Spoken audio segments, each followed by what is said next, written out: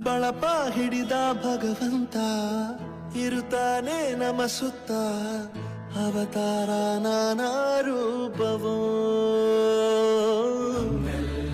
ಹಣೆ ಬರಹ ತಿದ್ದಿ ಬರೆಯಲು ಕತ್ತಲೆಯಿಂದ ಬಹಂತ ನಮ್ಮ ಕೈಯ ಹಿಡಿಯುತ್ತ ಕರೆದೊಯ್ದ ಬೆಳಕು ತೋರಲು ದಯವಾಗಿ ಗದರೋದು ನಮ್ಮ ಬೆಳೆಸಲು